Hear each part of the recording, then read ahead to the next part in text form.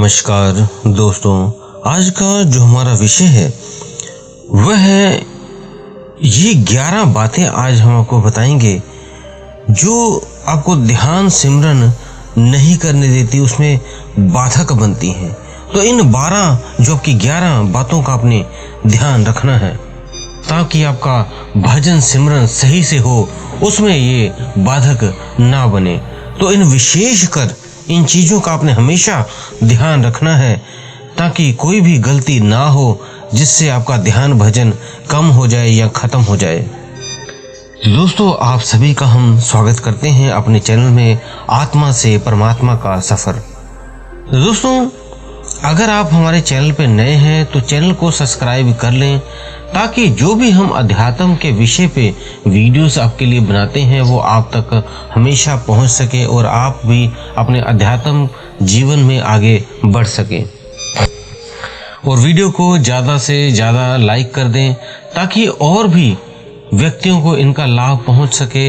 आपका भी ये सहयोग रहेगा कि आपके लाइक से ये वीडियो किसी तक पहुंची है तो वो भी अध्यात्म के रास्ते पे चलने लग जाएगा। इसलिए आप भी ज़्यादा से ज़्यादा वीडियो को लाइक कर दिया करें। और दोस्तों, अब विषय में बढ़ते हैं कि कौन से वो 11 जो बातें हैं आपने ध्यान रखनी है ताकि आपका ध्यान सिमरन बहुत उच्चतम श्रेणी तक पहुंच जाए। और इन 11 बातों से आपने सावधानियां बरतनी है ताकि आपका जो ध्यान भजन है वो खराब ना हो, नष्ट ना हो। तो पहली बात है, जब भी आप ध्यान भजन पूजा पाठ करते हैं तो हमारे जो समाज में कई ऐसे व्यक्ति भी हैं जो नास्तिक टाइप के होते हैं। नास्तिक होते हैं जो भगवान में विश्वास नहीं रखते।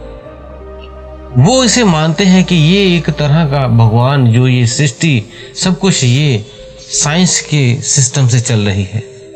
वो भगवान को नहीं मानते और इस तरह की बातें करते हैं जिससे आपके भजन सिमरन टूट जाता है, खत्म हो जाता है। आप भी उनकी बातों में आ जाते हो और उस आस्था को, उस विश्वास को खो देते हो और आप अभी नास्तिक बन जाते हो। जबकि जब हमारा ये जीवन हमें मिला है तो ये जीवन मिला ही है ध्यान पूजा पाठ करने से ताकि आप उस परम तत्व से मिल सके, उसमें एक हो सके। यहाँ कोई आप रोज खाना खाने और सोने के लिए नहीं आए हो।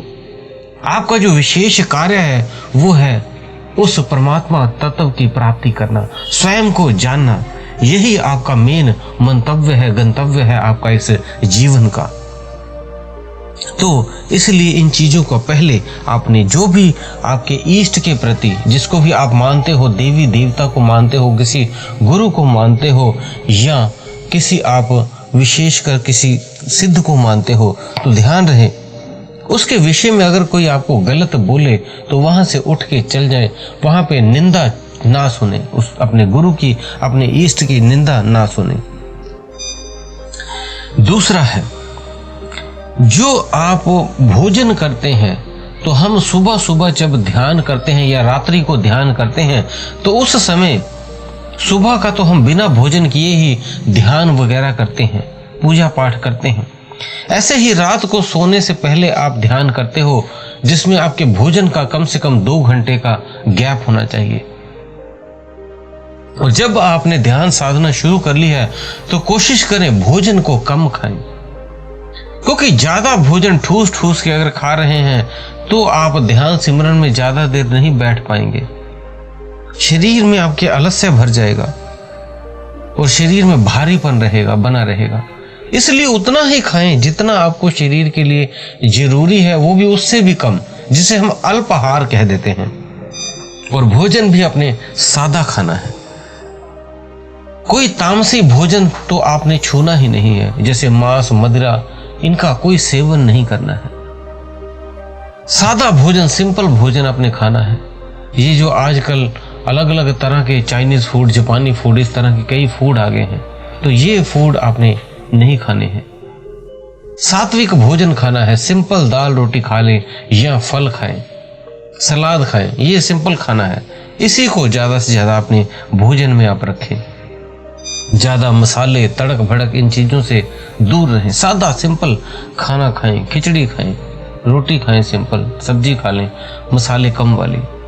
और फल खाएं और सलाद खाएं, बस यही जीवन में कम भोजन खाएं, क्योंकि दूसरी चीजें आपके शरीर को भी नुकसान करती हैं और आध्यात्म जीवन में फिर आपको आगे नहीं बढ़ने देती।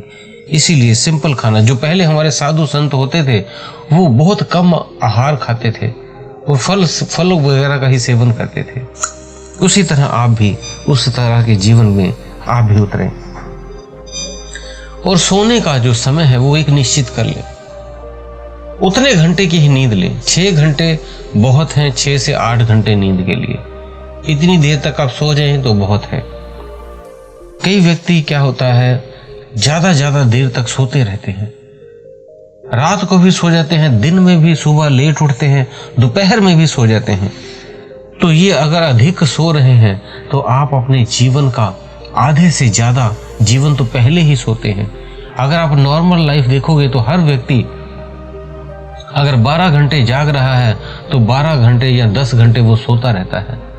जो 10-12 घंटे मीन्स अगर उसकी 100 साल की आयु है या उसकी 60 साल की जो औसतन आयु है, आज 30 साल तो सो के ही बीत गए उसके, 30 साल उसके जाग के बीते हैं, क्योंकि 24 घंटे में 12 घंटे तो वो सोए ही रहता है और सिर्फ 30 साल उसने जागा है इस जीवन में। और अगर वो दिन में भी सो रहा है और रात को भी और सुबह भी लेट उठ रहा है तो वो समझिए 60 साल की अगर आयु है तो 20 साल ही जागा और 40 साल सो के उसने बिता दिए। तो ये जीवन में ध्यान रखना है, कम से कम नींद लेनी है, 6 घंटे से 8 घंटे बस। और अगला है चौथा पॉइंट, आपने जो है ज्यादा बातें नहीं करनी है।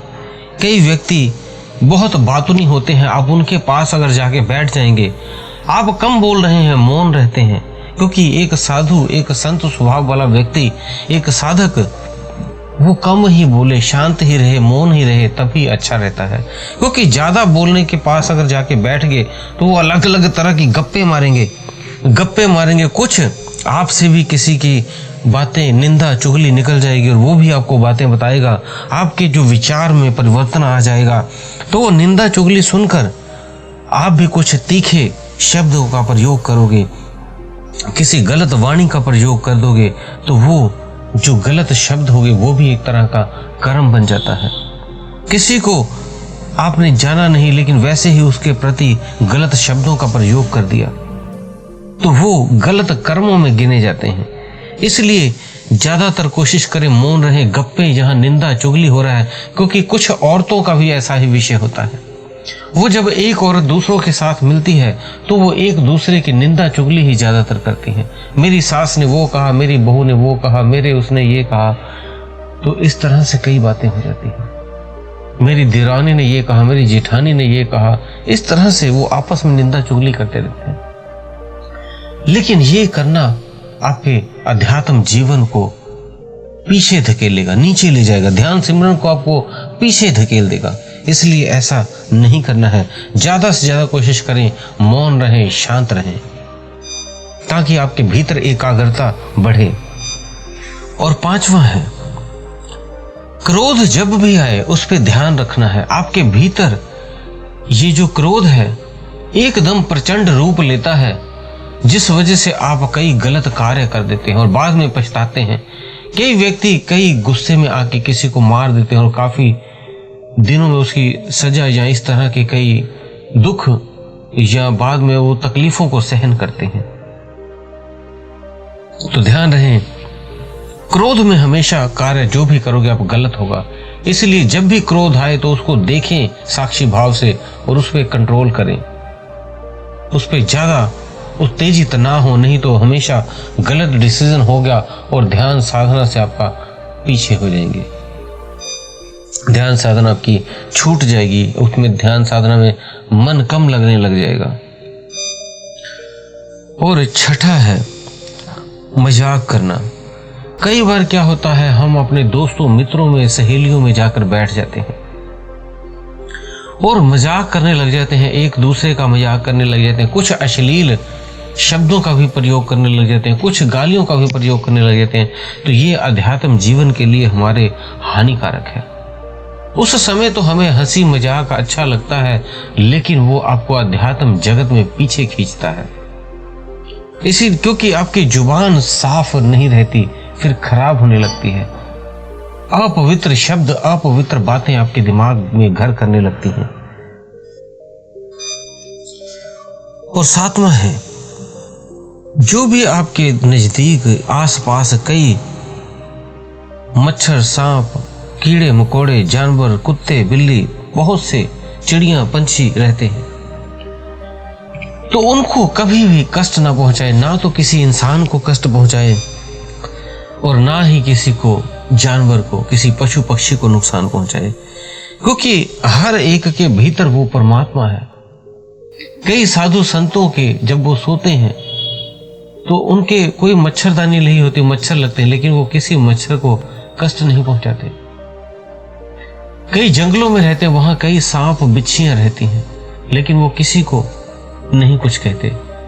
उनका ये है कि जब कुछ परमात्मा ने हमारे लिए इस तरह का लिखा होगा वो तो घट ही जाएगा, और वो उनके बीच ऐसे ही रहते हैं। वहीं पे सांप कई आकर निकल जाते हैं, बिच्छू कई आगे निकल जाते हैं, लेकिन उन्हें कुछ नहीं कहते। तो इसी तरह आप भी किसी भी जीव जंतु को, पशु पक्षी को नुकसान ना पहुंचाएं, हानि ना पहुंचाएं उन्हें।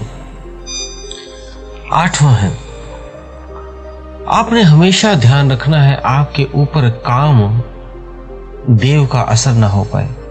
काम से हमेशा डरना है, दूर रहना है, क्योंकि काम देव के कारण ही आप अपनी ऊर्जा को व्यय कर देते हैं, नष्ट कर देते हैं, जिस वजह से आपकी आध्यात्मिक शक्ति जो है वो नष्ट होती है, आपकी सिमरन की ताकत नष्ट हो जाती है। जो आपने इतने दिन से कुंडलिनी शक्ति को रूपांतरण करके ऊर्जा को ऊपर उठाया था वो बह जाती है। इसलिए ध्यान रखना है काम ऊर्जा पे। तो इस काम से आपने बचना है।